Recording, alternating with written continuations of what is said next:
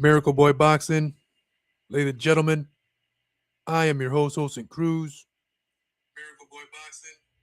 And we are live, guys, after an exciting night, San Antonio, Texas, as we saw in the main event, Issac Pitbull Cruz draw with Lamont Roach in a fight that, to me, could have gone either way. I mean, at least the fight lived up to its expectations. Had some moments where these two guys would just nip and tuck. Pitbull, as expected, coming forward, big shots, looping shots, uppercuts, hooks, and that's what Pitbull Cruz is known for. Looping hooks, looping uppercuts, a lot of pressure, and the intriguing part was to see how Roach will neutralize the aggression of Issac Pitbull Cruz. And as we saw against Tank, Lamont Roach was able to stand in the pocket and counterpunch Tank at will throughout that fight. So a lot of times in this fight, Roach showed that as well. Counterpunching Cruz at will, like how he did Tank. And that's what made the fight interesting. And Roach can take a hell of a punch, man. Roach has a really good chin. He's solid as they come. Not a one-punch knockout guy, but has some respectable power. And he can mix it up, man. He showed it with Tank, and he also showed it with Cruz. Tremendous fight. Could have gone either way for me. The draw is fair. I thought the point deduction, when the referee deducted the point from Cruz, I didn't really see any low blow. I saw like a hip body shot. After that, the referee deducted a point that separated both fighters, and the point deduction happened. But I said in the last two rounds, these two rounds are important to the both fighters, and whoever wins these last two rounds has a possibility to win the fight. And to me, Cruz won the last two rounds. It was close. It was close. A draw is fair. A draw is fair. Back-to-back draws for Lamont Roach. He scored a draw with Tank in a fight that I thought he won. To me, this was worse. Tank was worse. He should have won that fight. Tank taking knee to wipe his face off. You don't see that in boxing. That's crazy. And I thought he had the better of the exchanges against Tank. So Lamont Roach had deserved that fight. And then tonight, a lot of people thought he won. And then a lot of people thought Isaac Cruz won. And a lot of people thought that it was also a draw. A draw is fair. Roach, like any other fighter, man, they train their ass off to then get a draw. Is like, you saw the disappointment in his face, man, taking off his gloves. And he was like, shit. What more do I got to do around here to get a win? What more do I got to do to finally get the big win? Huh? I mean, you bust your ass for 6 weeks. You're in the biggest fight of your career for the second time in a row, and you get a draw. To be Lamont Roach is a tough spot. Tough spot. A rematch was being asked for Pitbull Cruz. I don't know if you guys saw the interview. That's a good fight. A rematch is good. But I also wanted Cruz to win too, because I want to see that great fight with him and Subriel Matias. But Subriel Matias has to get past Dalton Smith first. And once he gets that done, if he gets that done, then the potential fight between him and Cruz can happen. But both guys got to keep on winning. The thing is, if Subriel Matias defeats Smith, he has to fight Puello, because that's part of the contract. The rematch clause is there. And once Matias can get past Puello, then and Cruz continues to win, then we have the fantasy warfare of Pitbull Cruz versus Subriel Matias. But until then, we'll have to wait on that. So I spoke a little bit about the main event. Let's start back to the beginning, man. Let's go back to when Frank Martin put Francis Barthélemy to sleep. What a KO, ladies and gentlemen. I mean, the year's about to end, and Frank Martin has put in a KO of the year contender, knocking out Cuban veteran Francis Barthélemy, who came into the fight 39 years old. No one has ever done that to Barthélemy. Frank Martin did that. First fight at 140. Landed a vicious, if not mistaken, left hand to the chin. Down goes flat, head bouncing off the canvas. I mean, that was it. The career of Francis Barthélemy is over. It's over. At 39 years old, getting knocked out like that, flat on your back. You're not even going down and trying to assist your fall. You're going down flat on your back, like out cold. You know, when you go down like that at 39 years old, man, it's time to hang it up. Barthélemy had a tremendous career. He's fought the best in his weight class during his time. Exciting fighter, but it's time. At 39 years old, it's time. And Frank Martin at 30 years old, who's getting stronger. And first fight at 140, he looked darn good. I saw comments in social media saying that Roach and Frank Martin should fight. That's a good fight, you know, especially now that both guys now at 140.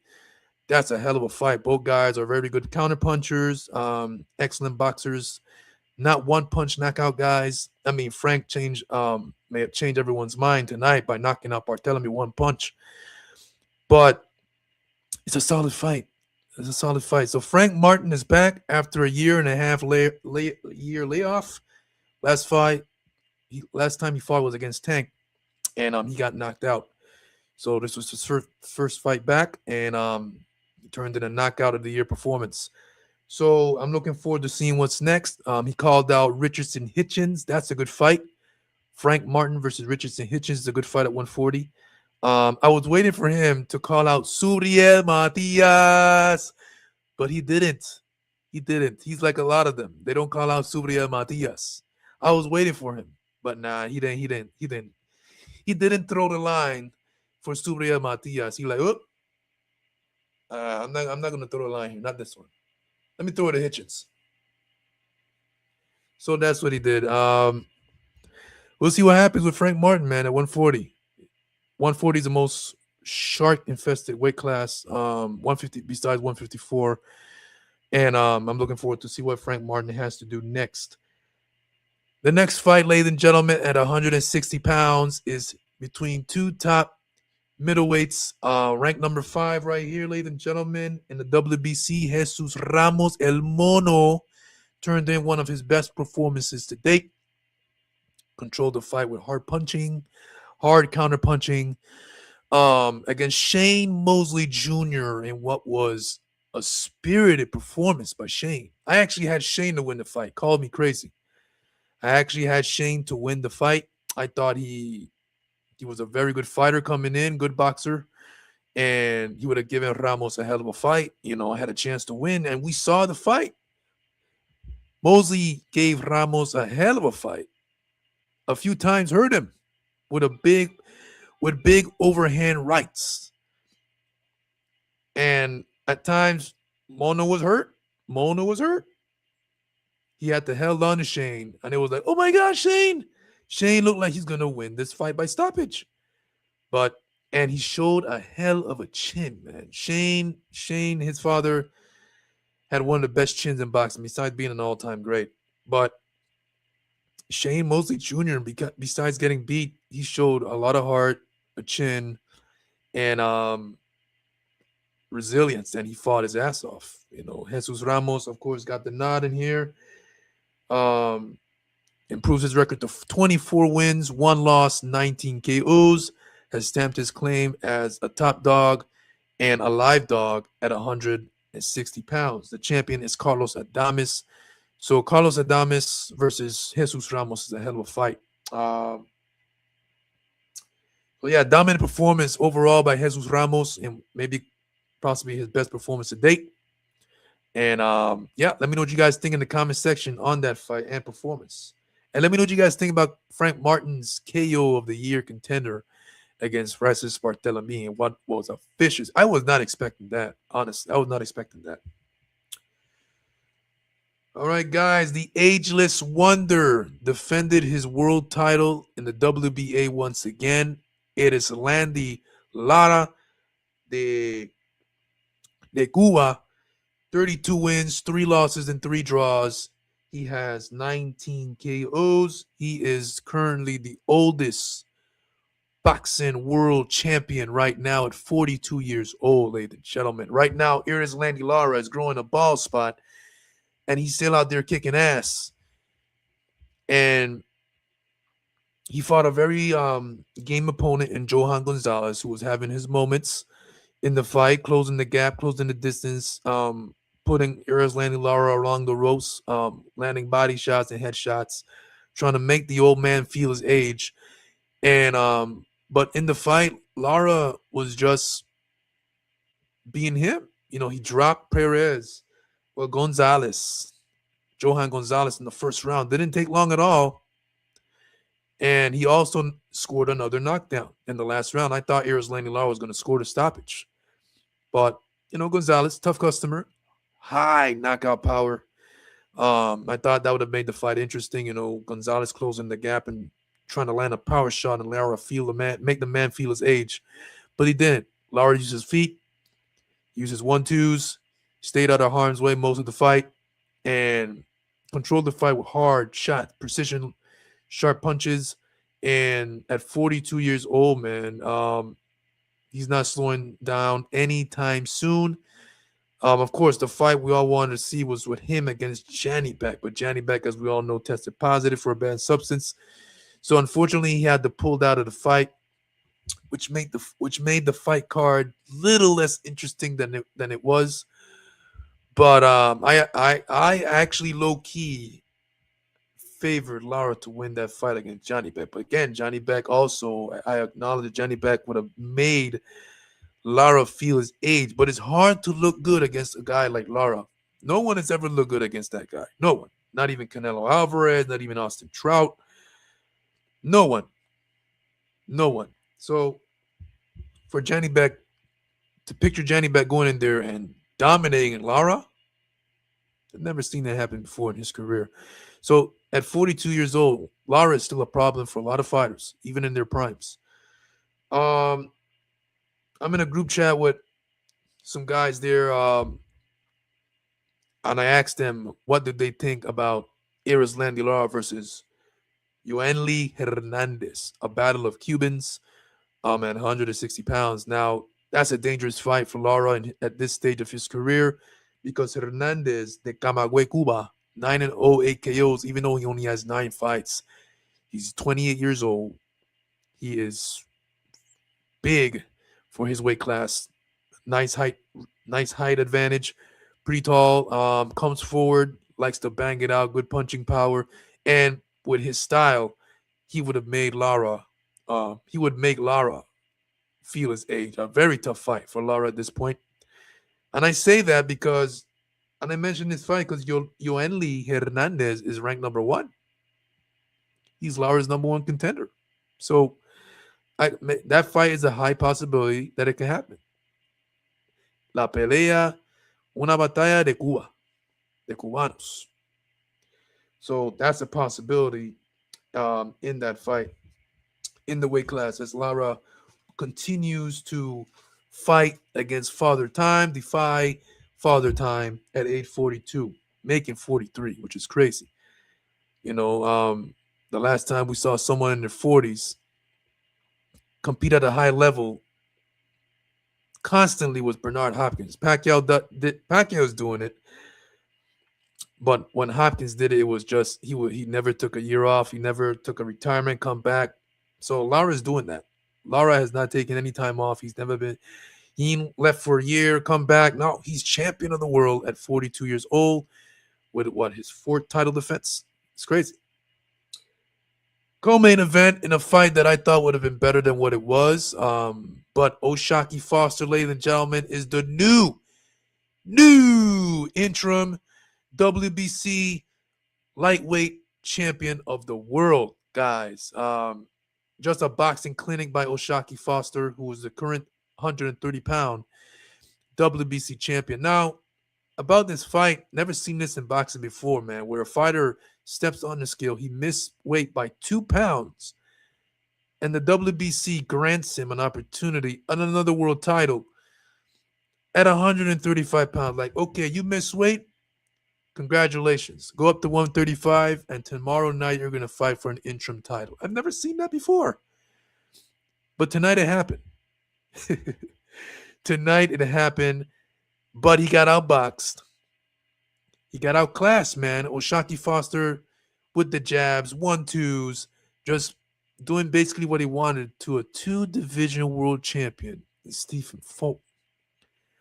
But you see, that's what Stephen Fulton's get. You missed weight by 2 pounds. You get awarded another opportunity to the world title because the winner of this fight is guaranteed to become 135-pound WBC champion of the world. Because when Shakur Stevenson goes in there with Teofimo Lopez, they're going to take away the title from him and give it to the winner of this fight, which is O'Shaquie Foster. So now O'Shaquie Foster is on his way to becoming a 3-time world champion.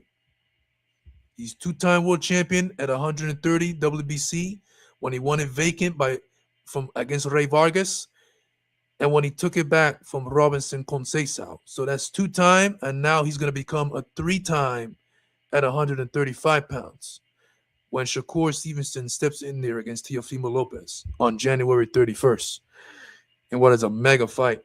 So O'Shaquie Foster turns in what quite possibly one of his best, if not his best performance. I mean, no sweat, right? Easy work, busted up Fulton all night long, peppering him with his jab, his 1-2s, using his feet, just boxing smart. It was the least entertaining fight on the card, but it was a hell of a performance by O'Shaquie Foster. Congratulations. He is now the interim champion. Now, I don't know about his future at 130 pounds because now he's the interim lightweight champion. So we'll see what happens, but he's on his way for sure to become the champion in the WBC. The main event, which is why everyone bought their tickets, which is why I bought the pay-per-view, besides the card. The card on paper was solid, besides Johnny Beck coming off the card, which was unfortunate. You know, I paid the $74.99 price on Prime, Amazon. Yep. Issac Pitbull Cruz draws with Lamont Roach in a fight that I thought was fair. A draw. I saw it as a draw coming in. I said this fight is a possibility. It could go either way or a draw. And a draw is what we got. Pitbull Cruz came out as expected, straight out of the gate like a horse race. Balls to the walls, looping hooks, left hooks, right hooks, uppercuts, which is what he's known for, you know. And it was interesting. I was waiting to see what Roach can do with Cruz's style, like because we knew from the get-go Cruz is gonna be on his ass as soon as that bell rings, swarm him like a swarm of bees. And as we saw it in the third round, eventually a left hook landed, and that shit sent Lamont Roach flying. Gloves touched the canvas. The crowd went nuts, and a knockdown was scored by Pitbull Cruz. Point deduction by the referee because he saw Pitbull Cruz hitting low blows. Now, some low blows did got in there, man. Some low blows did got in there. Pitbull Cruz, you know, with his style, attacking to the body, attacking to the head, like the Pitbull he is. A few left hooks to the butt, to the nuts and pelvis landed on Lamont Roach. So, you know, the referee saw that and he decided to take a point away from that. But at the time when he took the point away, there was no low blow. A left hook landed on the hip of Roach, and the referee, like, from his angle, I guess he saw that it was a low blow. He separated both fighters, and he said, "You know what? Come here. 1 point, 1 point, 1 point, point deduction." And when it's all said and done, if you think about it, that cost Pitbull the fight. That cost Pitbull the fight because he had already scored a knockdown. Now you have 2 10-8 rounds on the scorecards. One for Roach, one for Pitbull. Close fight. I said the last 2 rounds are crucial. Whoever wins these last 2 rounds could win the fight. I thought Pitbull Cruz won the last 2 rounds. It could have gone either way. It's unfortunate for Lamont Roach, man. He's got 2 draws back to back. Like I said earlier in the live, you train your ass off 6 weeks, 2 of the biggest fights of your career, and you go to a draw in both fights. I thought he won the fight with Tank. The Tank. I thought the fight with Tank was worse. I thought Lamont Roach clearly won. He got the better of the exchanges, and Tank took a knee to wipe his face off. That should have been a DQ or a point deduction, but neither was done. And I thought Lamont Roach won that fight. And then he got a draw tonight against Pitbull Cruz. And what's the thing is with this fight, right? Lamont Roach versus Cruz. These are the 2 fighters that gave Tank his toughest fights. And now these 2 guys went in there tonight. Not only they gave us a tremendous fight, but they gave us a draw. Both guys gave Tank hell. Both guys draw with each other. Interesting, right? Boxing is funny. Styles make fights. But like I said in the live earlier interview, they interviewed Pitbull Cruz and they asked him if they want a rematch. A rematch is a good fight, but who knows, man? Who knows? I would like to see Subriel Matias against Pitbull Cruz. That's the fight I want to see, guys. That's my dream fight at 140 pounds because of the styles. You could put Subriel Matias and Issac Pitbull Cruz in a phone booth, close the door, and that shit is going to shake because that's their strength on the inside. Phone booth fight, guys. But all in all, man, it was a very good night of boxing. O'Shaquie Foster, like I said, versus Fulton did not live up to the hype. It was not the best fight on the card, but a tremendous performance by O'Shaquie Foster in becoming the new interim 135-pound WBC champion of the world. Frank Martin delivering a KO of the year contender against Francis Barthélemy, who I think we will not be seeing in the ring again.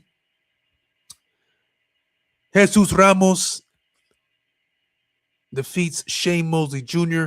in a very good fight. Very good fight. And then the ageless wonder, the wizard, 42 years old, the oldest world champion right now, continues his journey, man. As the oldest world champion right now, competing at a high level, now growing a ball spot. And it is Landy Lara who defeated Johan Gonzalez in a dominant performance, dropping him twice, and continues to be defying father time. And Issac Pitbull Cruz draws with Lamont Roach in a tremendous fight. Lamont Roach scores 2 draws back-to-back, man, against Tank and Issac Pitbull Cruz. Pitbull Cruz keeps his belt. Hopefully, Subriel Matias takes care of business on January 10th.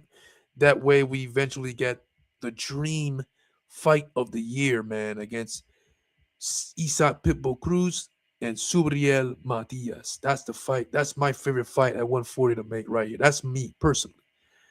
I just hope these 2 guys can continue on winning because Issac is the interim champion. Subriel is the champion. So hopefully it happens. It is 2:36 in the morning, guys, here in the Virgin Islands, St. Croix, Virgin Islands. Virgin Islands, you got St. John, St. Thomas, St. Croix. I'm in the St. Croix island, Virgin Islands. I currently live with tremendous fighters like Julian Jackson, Livingstone Bramble, Emil Griffith come from. Oh, yeah. I'm on the Island of Champions as well. So, yeah, 2:36 in the morning, guys. This is your post-fight Issac Pitbull Cruz versus Lamont Roach reaction. We are almost 25 minutes into this live, and just want to come on here and talk to you guys a bit about boxing, a bit about the card and what I thought about it. And yep, it's always a pleasure to come on here and talk boxing with you guys, with my Miracle Boy subscribers. Appreciate each and every one of you every time I do a video and I step on here and do a live. Without you guys, there's no Miracle Boy boxing, man. Today I hit 1,500 subscribers, halfway to 2,000, and I couldn't have done it without you guys. Because without you guys, I wouldn't have 1,500 subscribers. So I appreciate each and every one of you that tune in every time to watch me talk. The favorite sport, my favorite sport that I love, and one of the best sports in the world, boxeo, boxing. 2:37 in the morning, Miracle Boy Boxing. This is your host and Cruz. It's always a pleasure to talk to you guys about boxing right here. And I'll see you guys in my next video, and I'll see you guys in my next live. Peace. Have a good night, guys. Or good morning, because it's almost 3 o'clock in the morning from where I live. Peace.